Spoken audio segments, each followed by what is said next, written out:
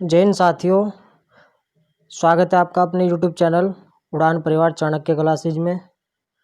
मैं आशीष धीमान विश्वकर्मा आज आपके लिए टॉपिक लेकर आया हूँ विश्व की प्रमुख नहरें, यानी कि मेन कैनल्स जो वर्ल्ड की हैं और भारत की भी हैं, महत्वपूर्ण हैं, और कुछ राज्यों की भी, स्टेट की जो हमारी नहरें हैं महत्वपूर्ण है, जिनसे क्वेश्चन पूछे जाते हैं, उनको डिस्कस करेंगे ट्रिक के साथ।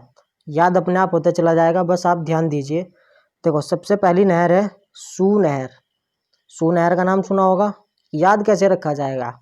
जब सू नहर ही पूछेगा तो सू नहर से ही ध्यान आ जाएगा कि वो कौन कौन सी झीलों को जोड़ती है और कहाँ पर है। देखो, स से सुपीरियर झील, एच से ह्यूरन झील, यू से यूनाइटेड नेशन यानी कि अमेरिका।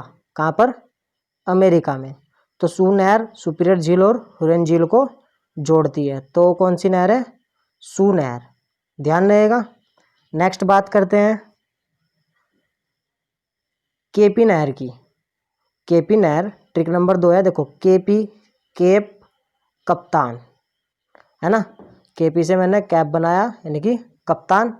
अब कप्तान से ध्यान रखना है। देखो, कप्तान में के भी आ रहा है, पी भी आ रहा है, तो केपी नहर इससे पता लग गई कप्तान से।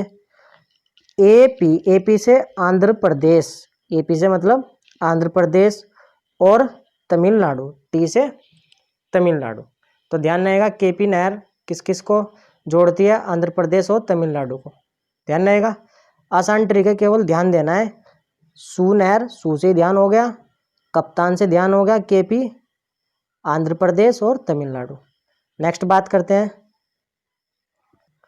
ट्रिक नंबर 3 की। देखो, ट्रिक नंबर 3, मित्र स्वयं भला तो सब भला, यानी कि यदि खुद का भला हो गया तो सबका भला हो जाएगा। यही ट्रिक है। मित्र से मिस्र याद रखेंगे। मिस्र में इसकी स्थिति है जो हम नेक्स्ट नहर पढ़ने वाले हैं। स्वयं से स्वेज, स्वयं से स्वेज नहर। भला से देखो भूमध्य सागर और लाल सागर को जोड़ती है, जो उनके मध्य में है। कौन सी? स्वेज नहर। कहाँ पर है? मिस्र में। तो ध्यान रहेगा, मित्र, मिस्र, स्वयं, स्वेज नहर, भ से भूमध्य सागर, ल से लाल सागर। तो भूमध्य सागर लाल सागर को स्वेज नहर जोड़ने का काम करती है। तो ये ध्यान रहेगा। और इसी नहर को विश्व की सबसे बड़ी नहर बोला जाता है। किसको? स्वेज नहर को। समझ में आई बात आपको? स्वेज नहर को विश्व की नहर बोला जाता है। थोड़े और फैक्टर देख लेते हैं। स्वेज नहर इम्पोर्टेंट काफ़ी है। कार्य आरंभ कब किया गया? इसका कार्य 1854 में आरंभ होता है और इसका निर्माण 15 साल बाद यानी कि 1869 में निर्माण कार्य पूर्ण होता है। और मिस्र सरकार द्वारा इसका राष्ट्रीयकरण 1956 में पूरा हो जाता है, राष्ट्रीयकरण कर दिया जाता है। ठीक है, ध्यान रहेंगे। 3 सन 1854, 1869 और 1956। ध्यान रहेगा यहाँ तक। इतनी बात क्लियर है। और यदि आपको बताऊं, इस नहर के यानी कि किसके? स्वेज नहर के। स्वेज नहर के उत्तर में, कहाँ पर? उत्तर में। स्वेज नहर के उत्तर में लिटिल झील है। कौन सी? लिटिल झील।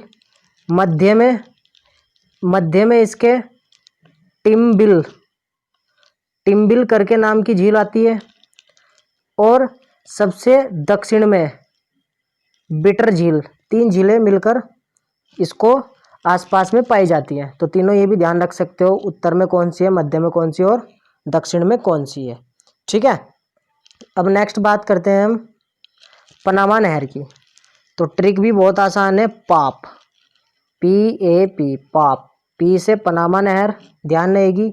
ए से अटलांटिक महासागर और पी से प्रशांत महासागर। बहुत आसान ट्रिक थी, तो ये ध्यान रहेगा। ठीक है भाई। इसका निर्माण कार्य 1914 में पूरा होता है। अमेरिका, पहले इस पे पनामा पे किसका अधिकार था? अमेरिका का, क्योंकि 1914 में अमेरिका द्वारा ही निर्माण किया गया। लेकिन 2000 आते आते इस पर पनामा का अधिकार हो गया। ठीक है, तो ये भी ध्यान रहेगा आपको। 1914 में इसका निर्माण होता है पनामा नहर का, और 2000 में जो है पनामा का अधिकार हो जाता है। ठीक है भाई। अब नेक्स्ट ट्रिक की बात करते हैं। देखो निर्माण बता चुका हूँ मैं 1914 में अमेरिका द्वारा, और 2000 में पनामा का अधिकार हो जाता है। ट्रिक नंबर 5 बहुत आसान है। बाल्टी में कील उतरी। कील होती है ना, लोहे की बाल्टी होती है, कील भी लोहे की है, और वो क्या हुआ, कील को हमने क्या किया, बाल्टी में उतार दिया। ठीक है, अब इससे ध्यान रखा जाएगा सारी चीज़ों को। देखो बाल्टी यानी कि बाल्टिक सागर, एक कौन सा सागर है, बाल्टिक सागर। कील यानी कि कील नहर है, कील एक नहर है जो बाल्टिक सागर और उत्तरी सागर दोनों को जोड़ने का काम करती है। तो कौन सी शहर, कौन सी नहर, कील नहर, बाल्टिक सागर और उत्तरी सागर। देखो कील पर ही जब लोहे पानी में पड़ी है कोई चीज़ बाल्टी में तो जंग लग जाएगा, जंग मतलब जर्मनी। तो जर्मनी की है ये कील नहर। कौन से शहर में स्थिति है इसकी, जर्मनी में, जो बाल्टिक सागर और उत्तरी सागर को जोड़ती है। तो कील बाल्टी में उतर गई है, ध्यान रहेगा यहाँ तक। अब नेक्स्ट है बहुत ही शानदार ट्रिक, ट्रिक नंबर 6। देखो ट्रिक कितनी बेहतरीन है। You marry me, you marry me, जैसा आजकल बॉयज बोलते हैं ना, तो यू मैरी मी। अब इसी से ध्यान रखना है, देखो सारी चीज़ों को, कितनी आसान ट्रिक है, डेली रूटीन के शब्द है हमारे। यू मैरी मी यानी कि यू से यूएस से, यानी कि अमेरिका में स्थिति है, बस जो भी है ये ध्यान दो। देखो मेरी, री से इरी, इरी नहर, इरी नहर किसे जोड़ती है, इरी झील। एक तो ई से इरी झील, मी से मिशिगन झील। तो इरी झील और मिशिगन झील को कौन जोड़ती है, इरी नहर, जो कहाँ पर है, अमेरिका में। तो ट्रिक क्या है हमारी, यू मैरी मी। तो यू से यूएस से, मैरी से इरी नहर, और मी से मिशिगन झील। ठीक है भाई, नेक्स्ट है हमारी ट्रिक नंबर 7, गोटा नहर। गोटा नहर किसको जोड़ती है, देखो गो से गुटेनबर्ग को, टॉ से स्टॉकहोम लिखा है मैंने, ये होता है स्टॉकहोम। क्या होता है भाई, स्टॉकहोम। तो मैंने स्टॉकहोम लिखा, और इससे ही ध्यान रखेंगे स्वीडन, स्वी लगाते हैं ना, स्टॉकहोम बन जाएगा और ये स्वीडन। तो गो से गुटेनबर्ग, टॉ से स्टॉकहोम, तो उससे रिलेट करना है स्टॉकहोम, और कहाँ पर है इसकी स्थिति, स्वीडन में। तो ये भी ध्यान रहेगा, गोटा, गोटा नहर।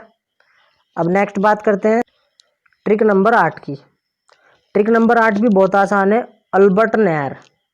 एक कौन सी नहर है, अल्बर्ट नहर। देखो आ रहा है अल्बर्ट, आ किस पे आता है, पहले नंबर पे अल्फाबेट में, तो 1 लैक्स, अल्बर्ट अल 1, तो आ किस पर है, 1 पे, तो 1 लक्स।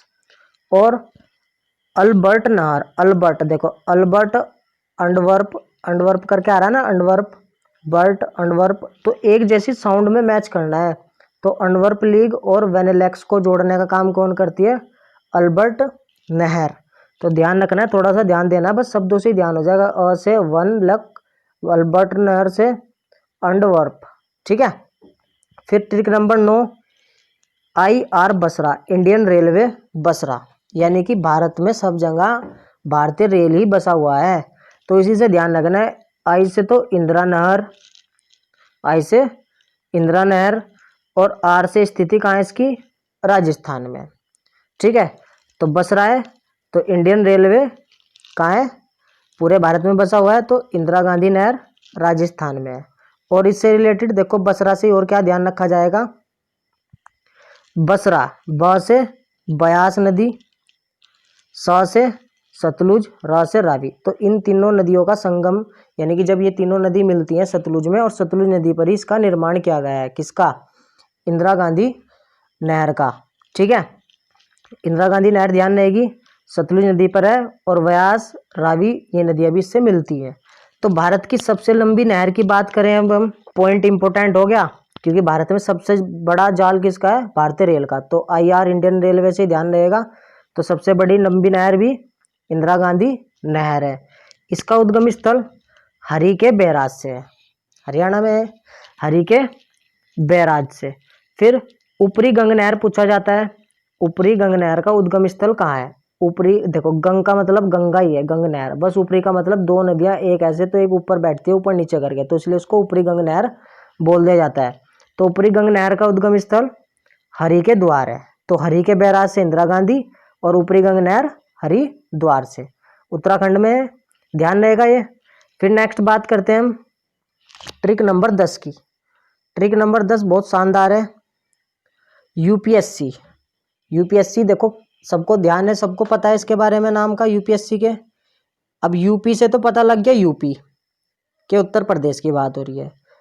एस से हो गया शारदा, सी से होगा कैनल, यानी कि शारदा नहर कहाँ पर बहती है? यूपी में। और ये यूपी की सबसे बड़ी नहर है। कौन सी? यूपीएससी यानी कि यूपी में शारदा कैनल है और जो सबसे बड़ी नहर है कहाँ की? यूपी की। भारत की कौन सी है? इंदिरा गांधी नहर। उद्गम स्थल कहाँ है इसका? बनबासा। उद्गम स्थल ध्यान रखेंगे इसका, बनबासा। किसका? शारदा नहर का। देखो शारदा बनबासा। ठीक है, तो यह थी आज की हमारी शॉर्ट ट्रिक वीडियो। यदि आपको पसंद आई हो तो प्लीज़ लाइक करें, कमेंट करके हमें बताएं और अपने दोस्तों के साथ शेयर जरूर करें। यदि आप हमारे चैनल पर न्यू हैं तो प्लीज़ सब्सक्राइब जरूर कर लें।